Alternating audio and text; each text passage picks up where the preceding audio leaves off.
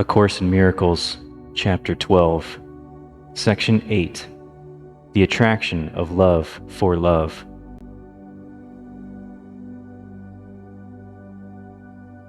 Do you really believe that you can kill the Son of God? The Father has hidden His Son safely within Himself and kept Him far away from your destructive thoughts. But you know neither the Father nor the Son because of them.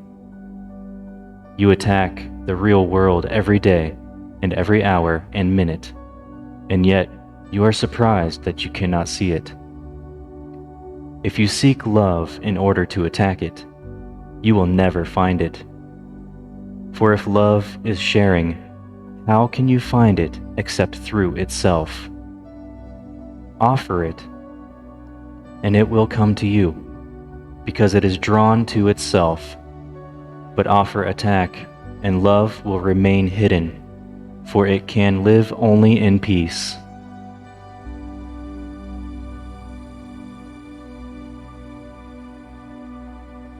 God's Son is as safe as His Father, for the Son knows His Father's protection and cannot fear.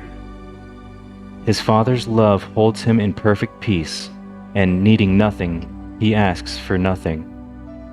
Yet He is far from you whose self He is.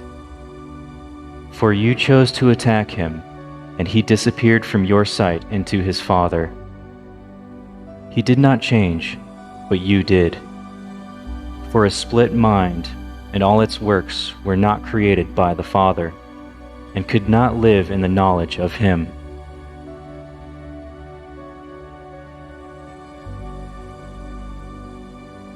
When you made visible what is not true, what is true became invisible to you. Yet it cannot be invisible in itself, for the Holy Spirit sees it with perfect clarity. It is invisible to you because you are looking at something else. Yet it is no more up to you to decide what is visible and what is invisible than it is up to you to decide what is reality. What can be seen is what the Holy Spirit sees. The definition of reality is God's, not yours. He created it, and He knows what it is. You who knew have forgotten, and unless He had given you a way to remember, you would have condemned yourself to oblivion.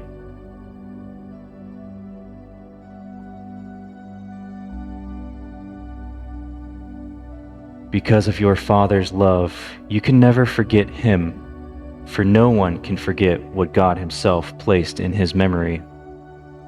You can deny it, but you cannot lose it. A voice will answer every question you ask, and a vision will correct the perception of everything you see. For what you have made invisible is the only truth, and what you have not heard is the only answer. God would reunite you with yourself, and did not abandon you in your distress. You are waiting only for Him, and do not know it. Yet His memory shines in your mind and cannot be obliterated. It is no more past than future, being forever always.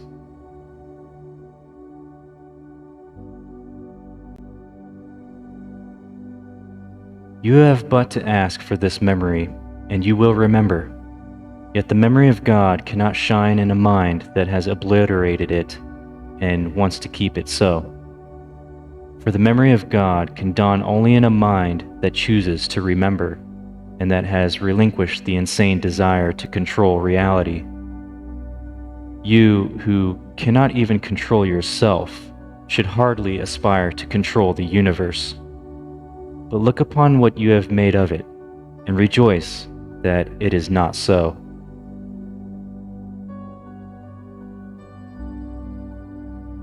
Son of God, be not content with nothing. What is not real cannot be seen and has no value. God could not offer His Son what has no value, nor could His Son receive it. You were redeemed the instant you thought you had deserted Him. Everything you made has never been, and is invisible because the Holy Spirit does not see it. Yet, what He does see is yours to behold, and through His vision, your perception is healed. You have made invisible the only truth that this world holds. Valuing nothing, you have sought nothing. By making nothing real to you, you have seen it.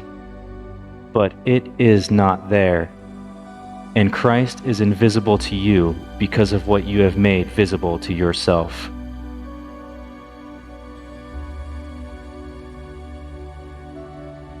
Yet, it does not matter how much distance you have tried to interpose between your awareness and truth.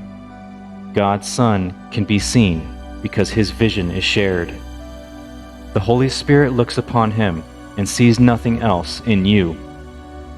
What is invisible to you is perfect in His sight and encompasses all of it. He has remembered you because He forgot not the Father. You looked upon the unreal and found despair. Yet by seeking the unreal, what else could you find? The unreal world is a thing of despair, for it can never be. And you who share God's being with Him could never be content without reality. What God did not give you has no power over you, and the attraction of love for love remains irresistible. For it is the function of love to unite all things unto itself, and to hold all things together by extending its wholeness.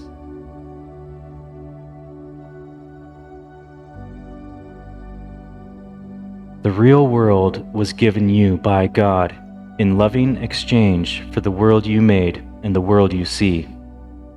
Only take it from the hand of Christ and look upon it. Its reality will make everything else invisible, for beholding it is total perception. And as you look upon it, you will remember that it was always so. Nothingness will become invisible, for you will at last have seen truly. Redeemed perception is easily translated into knowledge, for only perception is capable of error, and perception has never been. Being corrected, it gives place to knowledge, which is forever the only reality. The atonement is but the way back to what was never lost. Your Father could not cease to love His Son.